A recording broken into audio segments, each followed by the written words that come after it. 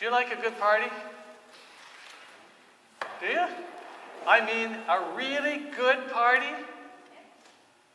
I think we all do. And that's what Alec was trying to do, enjoying himself. He was in Bangkok. And he went to a club. And there were hundreds, maybe more than 1,000 or more people there. And he was enjoying himself. But tragedy struck. In the middle of that party, someone set off firecrackers.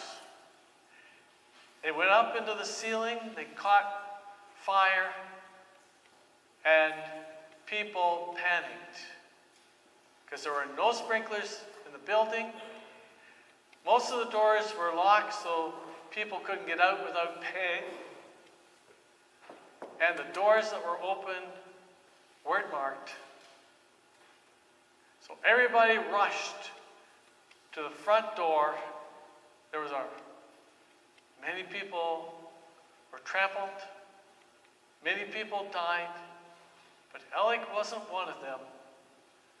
For someone, he got to consciousness, because he must have been knocked out for a second or two, and he heard someone say, "Come here, come follow me." And that person took him by the hand and led him out of that club, and he was saved. And he would say something that maybe you and I wouldn't say. He said, "An angel saved me." But who was that angel? Was it one of the Thai nationalists? It sounded like one. But maybe it was a fireman. He didn't know. Alec didn't know who saved him, who touched him, but the widow of Nain did. She was on her way out in a great deal of sorrow and pain. She was following the funeral procession of her son, and she met someone she really didn't know, but someone who changed her whole life, turned it upside down, took that sorrow and turned it into joy, took that hopelessness and gave hope, took that darkness away and let light shine. And that person was Jesus Christ. And through this passage from Luke chapter 7, verses 1 to 11, we have lessons to be learned. But the main one is simply hope. Hope because of the compassion and love and mercy and grace of God, and particularly in this case, the person of Jesus Christ. So we're going to look at it in 4 ways. The first one is the context, then the widow, Jesus, then the crowd. They're practical things to learn. Things that I want to remember, and I hope you do as well. So there's a context. And the context is one of sadness, one of darkness, one of sorrow, one of pain. This widow had lost her husband. Now she was on her way out to bury her son. Each one of societies have their different ways of saying goodbye, having funerals. It wasn't a casket that carried him out in. It was more like a stretcher, and he would be wrapped in linen. But it doesn't matter how you do it. It's universal. We all know how it feels. When you have a loved one die, there's pain, there's sorrow, there are tears, there's loneliness, and we can go on and on. We all understand the story, and we understand what that widow was going through. She was having a really rough time. There were no social nets in those days. If you lost your husband, you lost your son, you had no support. The woman stayed in the house and she did what was necessary for the maintenance of the house. Her husband was the one who provided everything. So if the husband died, and she didn't have a son, then she was thrown into poverty. And many became prostitutes. But here you have a widow. Not only did she lose her husband, but she relied on her son. That was the responsibility of the son, to look after the mother.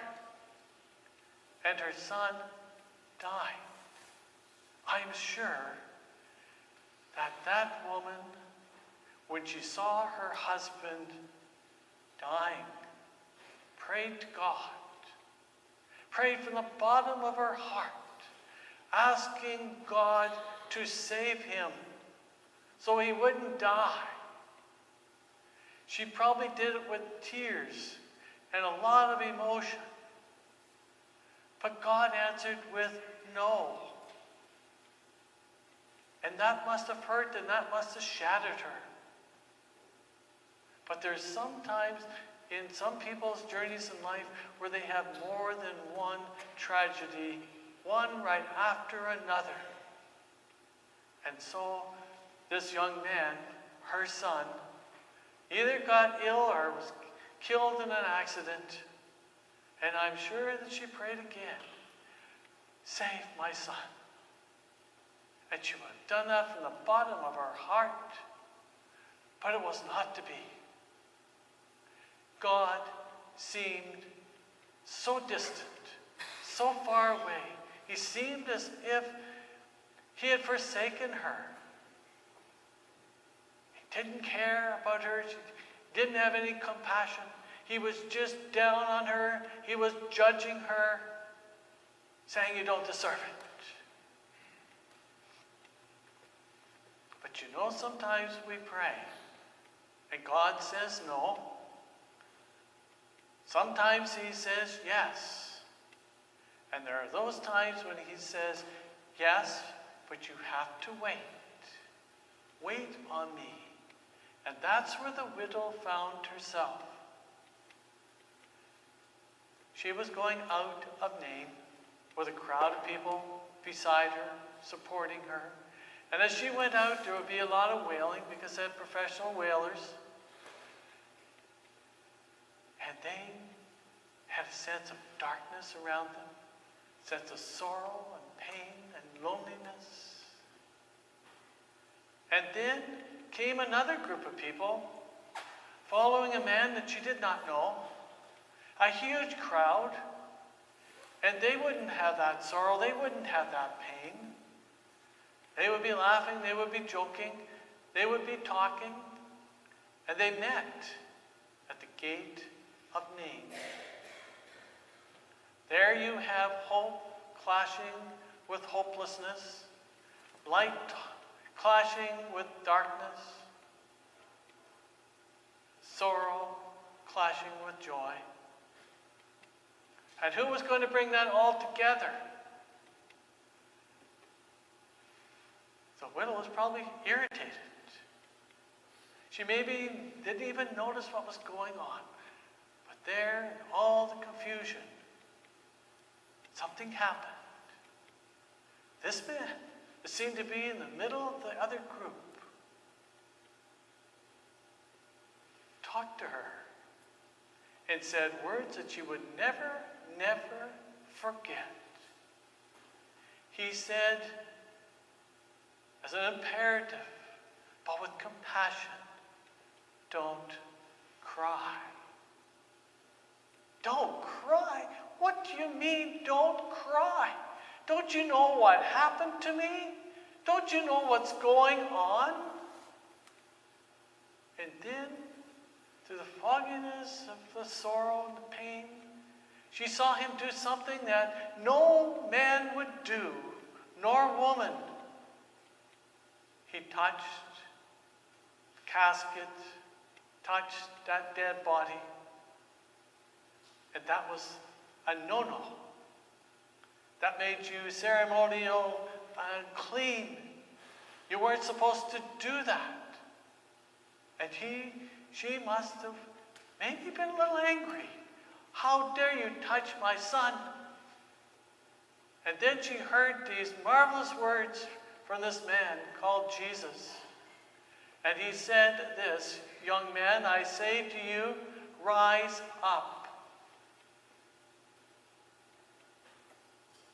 And there was silence. And then there was movement. And then he began to talk. And that darkness was changed into light, hopelessness into hope, and pain into joy. Because this man called Jesus had compassion. And what kind of compassion did he have? The compassion that he had was genuine. You know what it's like to have genuine compassion. When someone reaches out to you and you know that they really mean it, his was like that. It wasn't a false compassion, like I'll do this for you, so I'll look better for other people. No, he reached out from the depths of his heart, and you could tell with his voice, and you could see with his action that he meant it. Here's a God who isn't cruel. Here's a God who has compassion that reaches out and touches others. But that compassion also has another flavor to it. And it's this, it's effective. How many times have you seen someone in trouble? Someone you knew who was hurting, and you didn't have the words to say. And even if you didn't have the words to say, you were with them, and yet you knew that once you left, they would be alone and you couldn't help them. Well, Jesus' compassion isn't like that. He's always there. He's always compassionate with his people and others. He's there in the middle of the night. He's there in the middle of the day. And he can give us comfort. He can give us peace. He can give us love. He can say, I know what you're going through, and I still love you. I'm there for you, even though you may question that. And you'll find out with Jesus' compassion that he's the one that initiates it. 1 John says, we love God because he first loves us. And it's always God who's reaching out to us first. Many times we flee from him. But he's reaching out, he's catching us, and he's saying to us, listen, here I am. I'm here for you. It doesn't matter what you're going through. I'll be there for you. I'll be there for you even though you might not even recognize that I'm there. I'm there. And then we respond to his love and his compassion. Then there's the crowd. Two different crowds gathering together, getting all mixed up. And then seeing in the center a man called Jesus. And him saying, do not cry. Wondering what was going on. And then saying to this man, he had never seen before, never heard about, young man, I say to you, rise up. And then seeing him absolutely get up. And not only get up, but start breathing and talking, and people rushing to undo the burial clothing from him, and then hugging him and rejoicing, crying, but not crying in pain, but crying in joy. And they said, here's a prophet. God is really here with us. And they fell back in awe and wonder, even in fear, because no, this doesn't happen. And yet it did. They knew that they were in the presence of someone absolutely incredible. And from that we can learn that God is powerful. Sometimes when we go to God in prayer, we forget that. We pray, but we really don't expect anything. Sometimes that's because of our society. We're really a very materialistic society. And we think that only things that we do will work. And we're told that we're in a closed system. There's no God. And even though we do believe in God, still we're influenced by that. And we don't think he's powerful enough to answer our prayers, powerful enough to get us out of the situation we find ourselves in. But he sits on the throne of the heavens and the earth. And he's there for his people. And when we come to him in prayer, he answers that prayer. He hears it because he cares for us. There's a man called Marcion in the early church who said that the God of the Old Testament isn't the same as the New Testament, so he made his own Bible. Actually, he had the first Bible, or tried to produce the first Bible. And he cut out all parts of the Old Testament, a part of the New Testament he didn't think was God of love. But he was wrong. God cared in the Old Testament, God cared in the New Testament, God cares for us now, and God will always care for us because he has loved us before the creation of the world, and he will continue to love us forever. And he still has authority over death itself. When Lazarus died, one of his friends, he talked to the sister Martha. And Martha said, if you had been here, this wouldn't have happened. He wouldn't have died. And Jesus said to her, he will rise again. And Martha said, yes, he will rise in the last days. But Jesus said, I am the resurrection and the life. He who believes in me will never die. Whoever lives and believes in me shall not die. We have hope. Great hope. The greatest hope that anyone ever has in this world. And someday we'll hear these words. Now the dwelling of God is with men, and he will dwell with them. They will be his people, and God will be with them and will be their God. He will wipe away every tear from their eyes, and there will be no more mourning, death, crying, or pain, for the old order of things has passed away. Hope.